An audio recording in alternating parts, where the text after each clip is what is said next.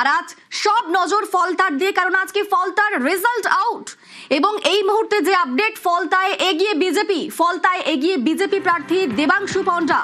পুনর্নির্বাচনের দুদিন আগে পগার পার জাহাঙ্গীর খান ওরফে পুষ্পা। গণনার শুরু থেকেই চতুর্থ স্থানে তৃণমূল, গণনার শুরু থেকে দ্বিতীয় সিপিআইএম, তৃতীয় কংগ্রেস।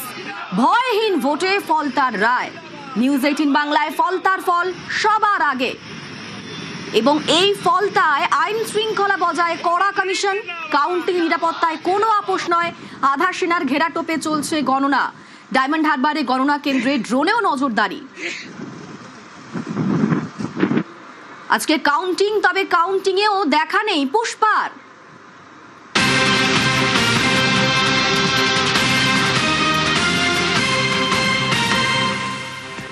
ফলতার প্রেস্টিজ ফাইটে আগেই পগার পার পুষ্পা। প্রচারের শেষ দিনে ভোট ময়দান ছাড়েন জাহাঙ্গীর। আর এখনো বাড়িতে তালা, শুনশান পার্টি অফিস। এবং লক্ষাধিক ভোটের মার্জিন পাবে এমনটাই কনফিডেন্ট বিজেপি প্রার্থী। তিনি কি বলছেন শোনাবো।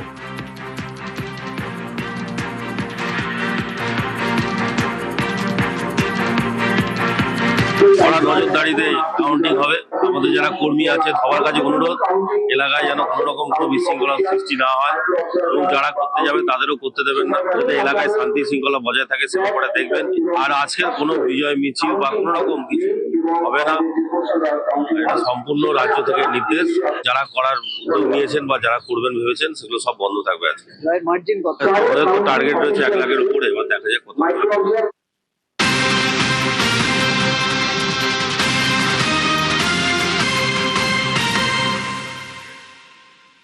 সকাল থেকে কাউন্টিং শুরু হয়েছে ফলতায় এবং এই মুহূর্তে যে আপডেট, ফলতায় এগিয়ে রয়েছেন বিজেপি প্রার্থী দেবাংশু পণ্ডা।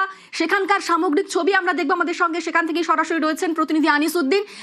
আমরা দেখেছি যে অনেকক্ষণ আগে থেকেই সেখানে সেলিব্রেশন শুরু হয়ে গেছে, গেরুয়া ঝড় দেখতে পাচ্ছিলাম কিছুক্ষণ আগে থেকে আমরা। এখন কিরকম ছবি, কারণ এই মুহূর্তে ফার্স্ট রাউন্ড শেষে এগিয়ে তো রয়েছে বিজেপি, কি বলছেন, কিরকম উচ্ছ্বাস দেখা যাচ্ছে? একেবারেই দেখো, বিজেপি কর্মী সমর্থকেরা তারা কিন্তু আবির মেখে উচ্ছ্বাস যেমন শুরু করেছেন, ঠিক তেমনই কিন্তু কাউন্টিংয়ে দ্বিতীয় রাউন্ডের গণনা শেষ হয়েছে, যেখানে বিজেপি প্রার্থী দেবাংশু পণ্ডা 15,886 ভোটে তিনি পেয়েছেন এবং তার নিকটতম প্রতিদ্বন্দ্বী সিপিআইএম এর শম্ভুনাথ কুর্মী, তিনি 3,320 ভোট পেয়েছেন।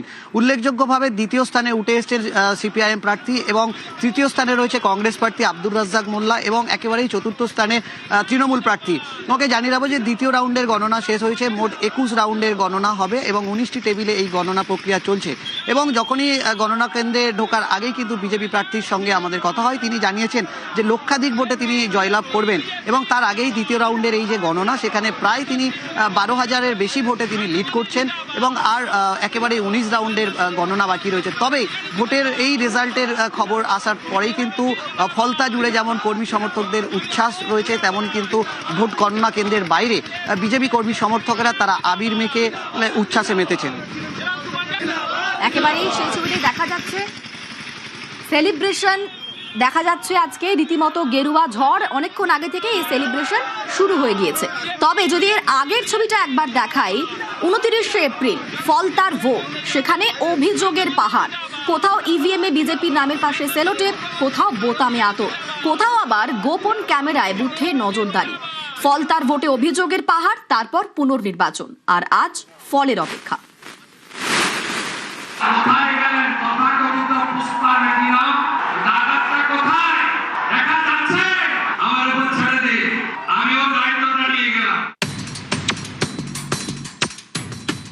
ভোট ভালো হতো না, ভোট দিতেই দিত না, ভোটের বাক্সের কাছে সামনে বসে থাকতো ওই বিরোধী পার্টি টিএমসিরা। যারা ভোট দিতে যাচ্ছিল তাদের বলছিল যে এখানে ক্যামেরা লাগানো আছে।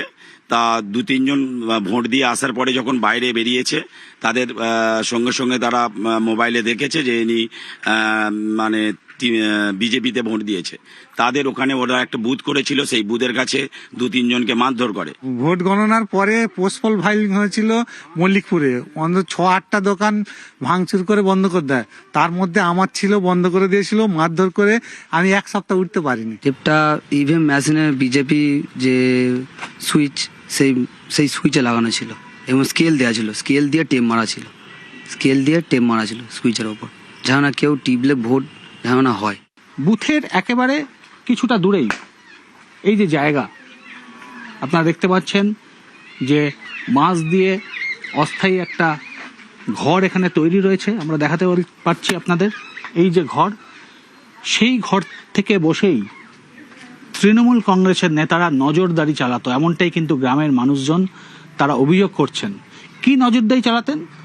যে বারবার যে অভিযোগটা আসছে যে ইভিএম, সে ইভিএমে স্পাই ক্যাম লাগানো হচ্ছে বা আতর লাগানো হচ্ছে, সেই সমস্ত নজরদারি চালানো হচ্ছে কে কাকে ভোট দিচ্ছে। এই হচ্ছে সেই ঘর, সেই ঘরে বসে তৃণমূলের নেতারা তারা নজরদারি চালাতো, এমনটাই কিন্তু অভিযোগ সামনে আসছে। 26-এর ভোটে ফলতায় এমনই অভিযোগের পাহাড়।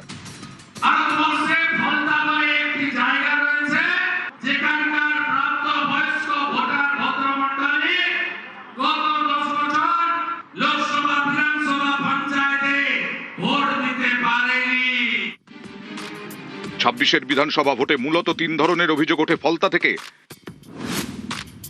ইভিএমে বিজেপি প্রার্থীর নামের পাশে সেলোটেপ, ইভিএম এর বোতামে আতর লাগিয়ে দেওয়া, গোপন ক্যামেরা বসিয়ে বুথে নজরদারি। ফলতা বিধানসভা এলাকায় গত 29 তারিখে একাধিক বুথে সেখানে ইভিএমে কারচুপির অভিযোগ সামনে এসেছে।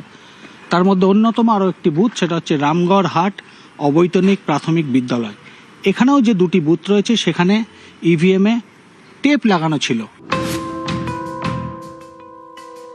স্থানীয় বাসিন্দাদের অভিযোগ, ইভিএমে বিজেপি প্রার্থীর নাম এবং তার পাশে থাকা বোতামের ওপর সেলোটেপ দিয়ে আটকানো থাকতো স্কেল, যাতে কেউ চাইলেও বিজেপিকে ভোট দিতে না পারেন। কিছুক্ষণ টেপ লাগানোর পরে আবার টেপটা সরিয়ে দেওয়া হয়েছিল। জানতে পারলো আর সব লোকেরা যে টেপ লাগানো রয়েছে, সেই খবরটা আসার পরে আবার টেপ সরিয়ে দিয়েছে। টেপটা ইভিএম মেশিনে বিজেপি যে সুইচ, সেই সুইচে লাগানো ছিল এবং স্কেল দেওয়া ছিল, স্কেল দিয়ে টেপ মারা ছিল, যেন না কেউ টিপলে ভোট যেন না হয়। স্থানীয়দের অভিযোগ, ইভিএম এ তৃণমূল প্রার্থীর নামের পাশের বোতামে আতর লাগানো থাকতো। তৃণমূলকে ভোট দিলেই আঙুলে আতরের গন্ধ। ভোট দিয়ে বুথ থেকে বেরোনোর পর ভোটারের আঙুল শুকে দেখতেন তৃণমূলের লোকজন। আতরের গন্ধ পেলে ছাড়, না হলে মার। 21 নম্বর বুথে ঘোল্লাজারামপুর, ওখানে ইভিএমে আতর মিশিয়ে দিয়েছিল। তা আতর মিশিয়ে দেওয়ার পরে যে ভোট দিয়ে আসছে তার হাত শোকা হচ্ছে, যদি তার হাত থেকে গন্ধ না পায় তাকে মারধর করা হয়েছে। তৃতীয় অভিযোগ সবথেকে সাংঘাতিক, বুথের ভেতরেই লাগানো গোপন ক্যামেরা। এমন ভাবে ক্যামেরা বসানো যাতে দেখা যায় কে কোন দলকে ভোট দিচ্ছেন। অভিযোগ, বুথ থেকে কিছু দূরে একটি অস্থায়ী ক্যাম্পে বসে সেই ক্যামেরার ফুটেজে নজর রাখতেন তৃণমূলের লোকজন। অন্য দলকে ভোট দিয়ে বেরোলেই বেধড়ক মারধর। যারা ভোট দিতে যাচ্ছিল তাদের বলছিল যে এখানে ক্যামেরা লাগানো আছে। তা 2-3 জন ভোট দিয়ে আসার পরে যখন বাইরে বেরিয়েছে, তাদের সঙ্গে সঙ্গে তারা মোবাইলে দেখেছে যে ইনি মানে বিজেপিতে ভোট দিয়েছে। তাদের ওখানে ওরা একটা বুথ করেছিল, সেই বুথের কাছে 2-3 জনকে মারধর করে। সে ইভিএমে স্পাই ক্যাম লাগানো হচ্ছে বা আতর লাগানো হচ্ছে, সেই সমস্ত নজরদারি চালানো হচ্ছে কে কাকে ভোট দিচ্ছে। এই হচ্ছে সেই ঘর, সেই ঘরে বসে তৃণমূলের নেতারা তারা নজরদারি চালাতো, এমনটাই কিন্তু অভিযোগ সামনে আসছে। যাবতীয় অভিযোগের কেন্দ্রে একজনই, ফলতার এবারের তৃণমূল প্রার্থী জাহাঙ্গীর খান। দাপুটে পুষ্পা। এতদিন ফলতা পুষ্পার দাপট দেখেছে, এবার ভোটের আগে সেই পুষ্পাকে দেখাই যাচ্ছে না।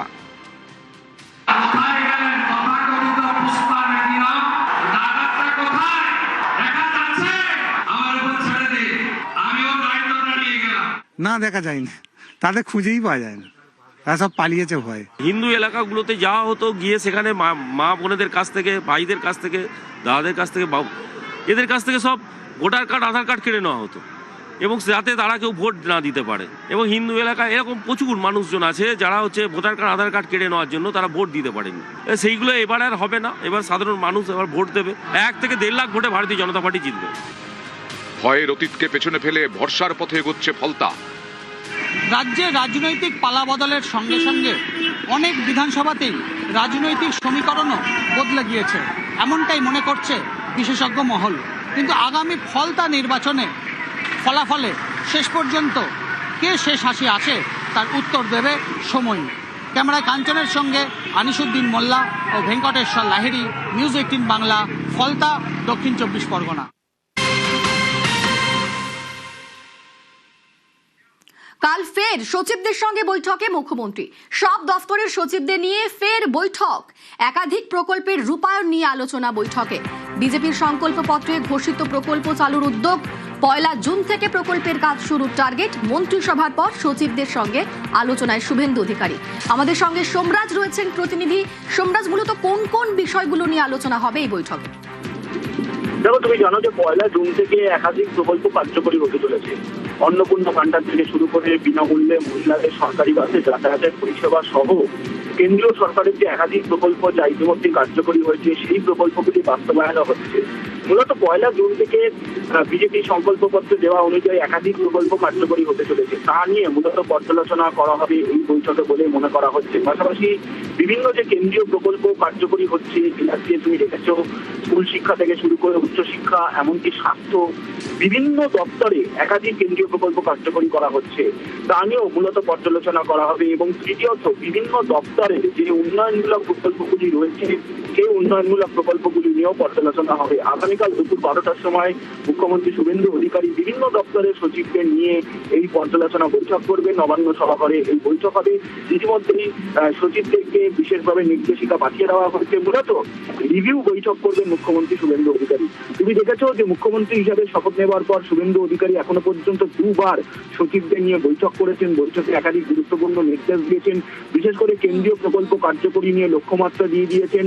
তুমি দেখেছো যে বিএসএফ কে জমি দেওয়া নিয়ে টার্গেট সময়সীমা দিয়ে দিয়েছেন। ফলত মনে করা হচ্ছে এইসব বিষয়গুলি নিয়েই পর্যালোচনা করা হবে আগামীকালকের বৈঠকে। ধন্যবাদ সোমরাজ।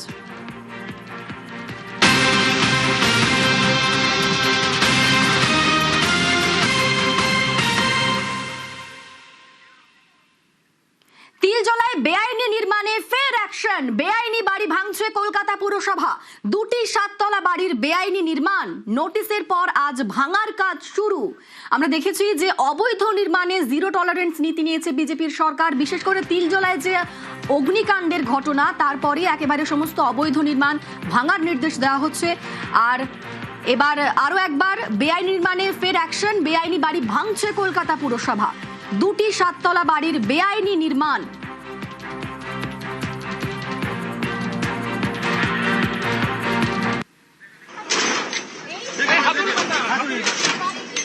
দেখুন, অবৈধ নির্মাণ ভাঙার কাজ, নোটিশের পর আজ ভাঙার কাজ শুরু। 2টি 7তলা বাড়ির বেআইনি নির্মাণ, নোটিশ দেওয়ার পর আজ ভাঙার কাজ শুরু।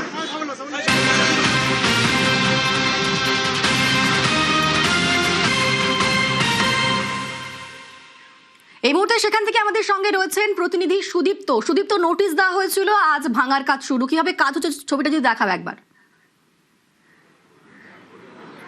দেখো, 47 নম্বর গোলাম জিলানি খান রোড, তিলজলা, 7,39,000, ঠিক সেখানেই এই দেখা যাচ্ছে যে 2টি বিল্ডিং একেবারে বেআইনি বিল্ডিং। এই ছবিটা একবার দেখানোর চেষ্টা করবো, আমার ক্যামেরা পার্সন দীপঙ্কর মল্লিক সেই ছবি দেখাচ্ছে। 2টি বেআইনি বিল্ডিংই কিন্তু ভাঙার কাজ চলছে ইতিমধ্যে। ঠিক 9টা নাগাদ, সকাল 9টা নাগাদ তিলজলা থানাতে আসে কেএমসির আধিকারিকরা, এবং সেখানে আসার পর তারা একটা বিশাল পুলিশ বাহিনী এবং একই সঙ্গে কেন্দ্রীয় ফোর্স, দেখা যাচ্ছে কেন্দ্রীয় বাহিনীর যে ফোর্স তাও কিন্তু আনা হয়েছে, এবং একই সঙ্গে যে সাঁজোয়া গাড়ি এবং আর্টমুভার মেশিন কিন্তু আনা হয়েছে। এর আগে 16 তারিখ এই বিল্ডিং পরীক্ষা করে দেখা গিয়েছে কেএমসির তরফ থেকে, এবং 16 তারিখে একটি নোটিশও জারি করা হয়েছে এই বিল্ডিংয়ে, এবং সেখানে বলে দেওয়া হয়েছে এই যে 2টি বিল্ডিং এবং 2টি ব্লকই কিন্তু বেআইনিভাবে তৈরি, 7তলা করা হয়েছে, এবং একই সঙ্গে বলে দেওয়া হয়েছে যদি কোনো দুর্ঘটনা ঘটে তাহলে পরে এর পুরো দায়বদ্ধতা থাকবে একেবারে মালিকের ওপর। তার কারণ মালিক কিন্তু দেখাতে পারেননি যে এর কোনো স্যাংশন হয়েছিল কিনা, কোনো রকম কোনো লিগ্যাল কিছু জায়গা রয়েছে কিনা, বা লিগ্যাল যা কিছু হয় তা কিন্তু মালিক দেখাতে পারেনি, অর্থাৎ কোনো পারমিশন দেখাতে পারেনি, এবং এটা একেবারে বেআইনি 2টি বিল্ডিং তা একেবারে প্রমাণ হয়ে গিয়েছে। এবং তারপরে কিন্তু 16 তারিখে 16ই মে এই নোটিশ কিন্তু লাগিয়ে দেওয়া হয়েছে কেএমসির পক্ষ থেকে, এবং আজকে দেখা যাচ্ছে 24 তারিখে আজকে দেখা যাচ্ছে এই 2টি বিল্ডিংই কিন্তু ভাঙার কাজ ইতিমধ্যে শুরু হয়ে গিয়েছে। একটা বিশাল পুলিশ বাহিনী মোতায়েন করে রাখা রয়েছে, এবং একই সঙ্গে কেন্দ্রীয় বাহিনী মোতায়েন করে রাখা রয়েছে। যে সমস্ত গলিগুলো রয়েছে সেখানেও কেন্দ্রীয় বাহিনী এবং কলকাতা পুলিশ মোতায়েন রয়েছে, এবং একই সঙ্গে এসিডি ডিসি রয়েছেন, এবং এছাড়াও একাধিক আধিকারিক রয়েছেন। ইতিমধ্যে কেএমসির যারা কর্মী ছিলেন অর্থাৎ এবং কেএমসির কর্মীরা কিন্তু ওপরে গিয়েছেন এবং একদম যে টপ ফ্লোর সেই টপ ফ্লোর থেকে দুটি বিল্ডিংয়ে অর্থাৎ দুটি ব্লকেই টপ ফ্লোর থেকে কিন্তু ইতিমধ্যে ভাঙার কাজ চলছে এবং পাশাপাশি তুমি দেখতে পাবে ছবিটা একবার দেখানোর জন্য বলবো যে আত্মবান মেশিন, সে আত্মবান মেশিন 3টি আত্মবান মেশিনকে কিন্তু আনা হয়েছে এবং একই সঙ্গে সাজোয়া গাড়িও কিন্তু রাখা রয়েছে। যদি কোনো অশান্তির পরিবেশ তৈরি হয় তাহলে পরে সাজোয়া গাড়ি এনে রাখা রয়েছে এবং একই সঙ্গে একটা বিশাল পুলিশ ফোর্স এবং কেন্দ্রীয় বাহিনী এনে রাখা রয়েছে। অর্থাৎ আবারও দেখা যাচ্ছে তিলজলাতে 13ই মের পর তিলজলাতে আজকে দুটি বেআইনি বিল্ডিং, সেই দুটি বেআইনি বিল্ডিং ভাঙার কাজ চলছে। একেবারেই ধন্যবাদ সুদীপ্ত।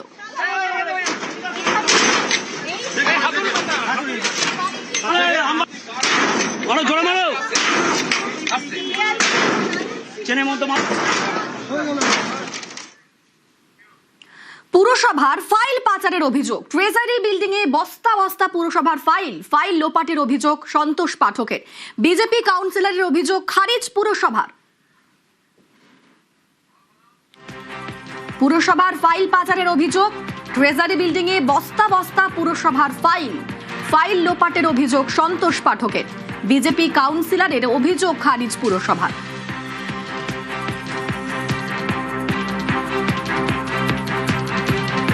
4-5 দিনের খবর পাচ্ছি যে বিভিন্ন ওই যে বিভাগ আছে ওই বিভাগ থেকে মালপত্র সরিয়ে কাগজ ভরে রাখা হচ্ছে, কি রাত্রিবেলা হয়তো ট্রাক নিয়ে এরা মালগুলো সব নিয়ে যায়। সেই খবরটা আমি মিউনিসিপাল কর্পোরেশনকে দিলাম, সেক্রেটারিকে দিলাম। ওরা তো ফাইল চোর, হয়তো ফাইল টাইল আবার কিছু এখান থেকে নিয়ে যাবে। অনেক ডিপার্টমেন্টে কাজগুলো ভালো কাজ করে নিয়ে যেতে, সিকিউরিটি দেওয়াটা উচিত এখন, বা পুলিশকে বলে দেওয়া উচিত যে এখান থেকে রাত্রিবেলা হয়তো সিকিউরিটি যারা থাকে তাদের হয়তো কিছু লালচ দিয়ে ওদেরকে, আর এখান থেকে ফাইলগুলো যদি লোপাট করে সেটা